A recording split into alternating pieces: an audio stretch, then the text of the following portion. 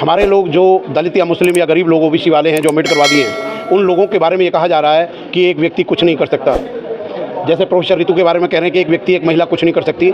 मैं आपके चैनल के माध्यम से बता देना चाहता हूँ, अगर अकेला चना भाड़ को नहीं फोड़ सकता तो कम से कम भड़बूजे की आंख को तो फोड़ सकता है। और जो बदलने की बात करते हैं वो सब देशद्रोही हैं। जो भारत के संविधान को बदलने के चाहते हैं वो गद्दार हैं, वो देशभक्त नहीं है, वो देश के अंदर छुआछात और असमानता फैलाना चाहते हैं। और एरिस्टोटल का एक बड़ा कीमती बयान है कि inequality is the mother of the social revolution, कि भारतीय असमानता ही भारतीय सामाजिक क्रांति की, कि जिस आरएसएस के आदमी भारत के संविधान को बदलने की बात करते हैं वे नौसिखिए हैं, उनको कोई संविधान का ज्ञान नहीं है, कोई संविधान विशेषज्ञ नहीं है। और बीजेपी की गवर्नमेंट में बेवकूफ़ों की पूजा होती है। वहाँ पर जिनकी डिग्री, जो भारत के प्रधानमंत्री हैं, उनकी डिग्री भी जो मुसलमानों के खिलाफ गोगोई साहब ने सुनाया, उसके बदले में उन्होंने एक एमपी की सीट ली। और ये देश के प्रति को 10 साल तक 14 साल तक किसी भी पद पर नहीं रखना चाहिए। और ये जो सरकार की गुलामी कर रहे हैं जज हाई कोर्ट और सुप्रीम कोर्ट के, उनको कोई भी कॉन्स्टिट्यूशनल पोस्ट रिटायरमेंट होने के बाद नहीं देनी चाहिए। वो करप्ट हैं, लोभी हैं, इसलिए वो देश के संविधान के विरुद्ध फैसला सुनाते हैं। यार सिंह जी, तमाम जो बयान हैं वो ये दिख रहे हैं कि संविधान जिसको आधार मान के तमाम कानून व्यवस्था हर चीज़ चलती है, उस कानून व्यवस्था, उस संविधान को बदलने की बात की जा रही है। जो बात कर रहे हैं तमाम लोग कहते हैं ये कानूनी तौर पे गलत है, ये आपराधिक गतिविधि एक तरह से है। उनके खिलाफ कानून इतना कमज़ोर क्यों है? देखिए, मैं आपको बतला दूं कि देश के ग्रामीण एरिया में जहां एक ब्राह्मण का मुर्दा फूकता है, आज भी उत्तर प्रदेश जैसे प्रदेशों में, वहाँ एक शुल्कास्ट का मुर्दा नहीं फूक सकता।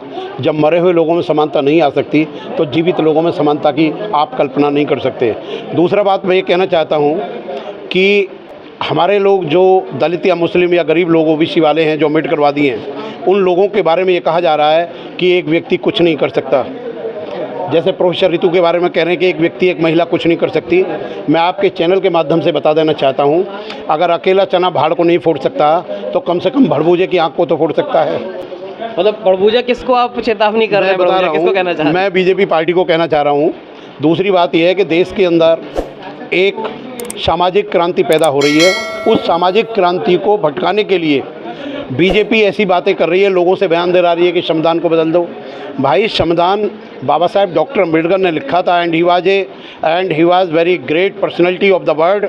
और उनके संविधान को जो बदलने की बात करता है वो बेवकूफ़ उस संविधान को जानता ही नहीं है। लोग ये कहते हैं कि उस समय जो है 75 साल से ज़्यादा का समय हो गया, उस समय का कुछ और सिस्टम था, आज जो है चीज़ें बदल गई हैं, आज की ज़रूरत कुछ और है। जो लोग ये कहते हैं कि भारत के संविधान को इतना पुराना हो गया है, 75 70 78 साल हो गए हैं, इसको बदल देना चाहिए, तो आपने अपने देवी देवताओं को क्यों नहीं बदला? आपने अपने हिंदू धर्म को क्यों नहीं बदला? आपने सैकड़ों हज़ारों साल से ये जो देश छुआछात है, इसके लिए जो एंटीडोट है वो केवल भारत का संविधान है। और जो बदलने की बात करते हैं वो सब देशद्रोही हैं। जो भारत के संविधान को बदलने के चाहते हैं वो गद्दार हैं, वो देशभक्त नहीं है, वो देश के अंदर छुआछात और असमानता फैलाना चाहते हैं। और एरिस्टोटल का एक बड़ा कीमती बयान है कि inequality is the mother of the social revolution, कि भारतीय असमानता ही भारतीय सामाजिक क्रांति की जननी है।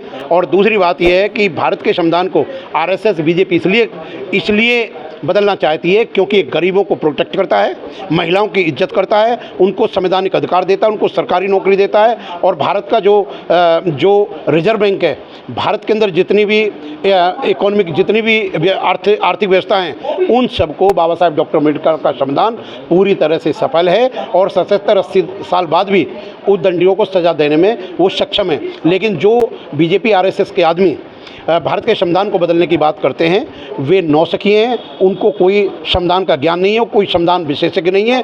और बीजेपी की गवर्नमेंट में बेवकूफ़ों की पूजा होती है। वहाँ पर जिनकी डिग्री, जो भारत के प्रधानमंत्री हैं, उनकी डिग्री भी डाउटफुल है कि वेदर उनके पास में जो डॉक्यूमेंट्स हैं, कई बार ये मैटर उठा है। इसलिए बेवकूफ़ संविधान को बदलने की बात करते हैं, जबकि बड़े से बड़ा जो कॉन्स्टिट्यूशनल हुआ है, नारीमन जैसे संविधानवादी हुए हैं, उन्होंने कहा इससे बेहतर संविधान इस विश्व में नहीं है। और पूरे वर्ल्ड के लोग भारत के संविधान की प्रशंसा करते हैं। लेकिन जो आज के समय में देखा जा रहा है, तमाम जो अधिकारी हैं जिनका दायित्व है, पब्लिक सर्वेंट जो हैं बेसिकली, वो भी संवैधानिक तौर पे अगर बात की जाए तो वो बायस दिखाई देते हैं, वो मार पिटाई करते हैं, वो फर्जी मुकदमों में फंसाते हैं। शुल्कास्टों के अंदर, इस देश का जज भी न्याय करने से पहले व्यक्ति की जाति जानना चाहता है। और जब कोई दलित महिला अपने अधिकार के लिए FIR दर्ज करने के लिए थाने जाती है तो पहले उसकी जाति पूछकर उसे मानसिक और शारीरिक रूप से पीड़ित किया जाता है और जाति कह के उसको अपमानित किया जाता है। इस देश का जज और पुलिस जातिवाद के आधार पर बातें कर रहे हैं, लेकिन यहाँ के जज, हमारे चीफ जस्टिस जो क्रिमिनल है होम मिनिस्टर अमित शाह, उसके पैरों को पकड़ते हैं। जो चीफ जस्टिस रहे हैं, अयोध्या का फैसला जो मुसलमानों के खिलाफ गोगोई साहब ने सुनाया, उसके बदले में उन्होंने एक MP की सीट ली और ये देश के प्रति गद्दारी है। किसी भी जज को 10 साल तक 14 साल तक किसी भी पद पर नहीं रखना चाहिए और ये जो सरकार की गुलामी कर रहे हैं जज हाई कोर्ट और सुप्रीम कोर्ट के, उनको कोई भी कॉन्स्टिट्यूशनल पोस्ट रिटायरमेंट होने के बाद नहीं देनी चाहिए। वो करप्ट हैं, लोभी हैं, इसलिए वो देश के संविधान के विरुद्ध फैसला सुनाते हैं। और आज भी मैं आपको बता दूं कि हमारे देश के अंदर सही तरह न्याय शुल्काष्टों को नहीं मिल रहा, महिलाओं को नहीं मिल रहा, मुस्लिमों को नहीं मिल रहा। और आज CBI पर यह बहुत बड़ा दबाव है कि किसी मुलजिम को कैसे बचाया जाए।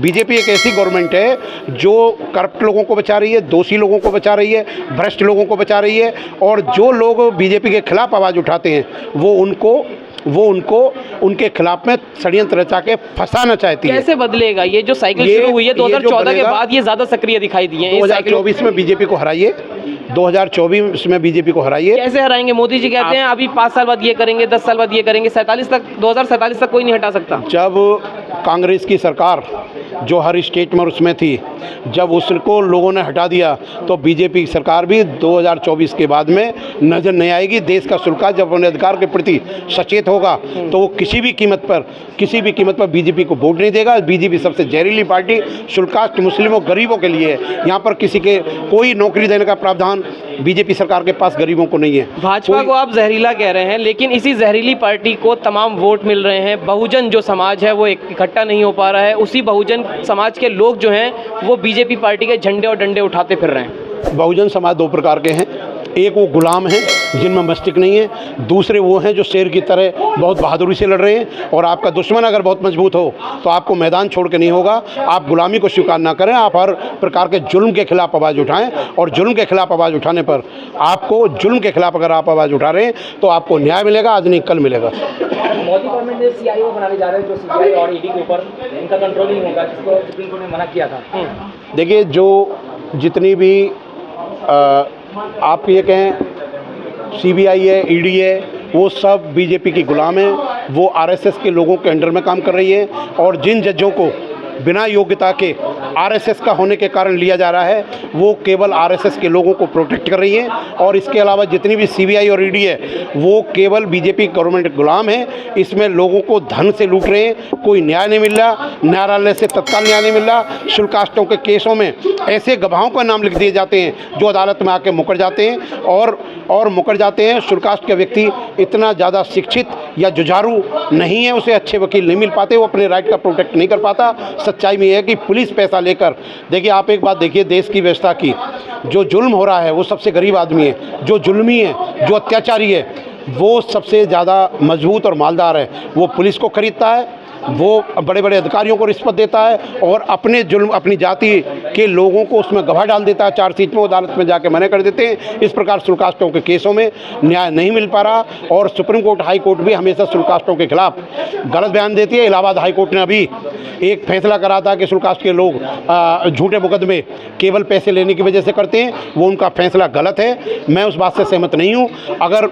ये बात इस देश के अंदर शुल्काष्टों पर होने वाला अत्याचार वैसे दिखाई नहीं देता जैसे पानी के अंदर रहने वाली मछली पानी पीती नजर नहीं आती है। तो इसमें अंत में आप क्या कहना चाहेंगे समाज के लोगों को? बीजेपी को हराओ और अपने सम्मान बचाओ, बीजेपी को हराइए और बीजेपी के जो शुल्काष्ट के लोग गुलामी कर रहे हैं या उनके समर्थक हैं उनको भी दुश्मन की तरह ट्रीट करा जाए, उनको भी दुश्मन की तरह ट्रीट करा जाए। विपक्ष भी तो नहीं दिखता सर, लोग कहते हैं अगर बीजेपी नहीं इतनी मजबूत पार्टी है तो दूसरा कौन है? कांग्रेस खत्म हो चुकी है।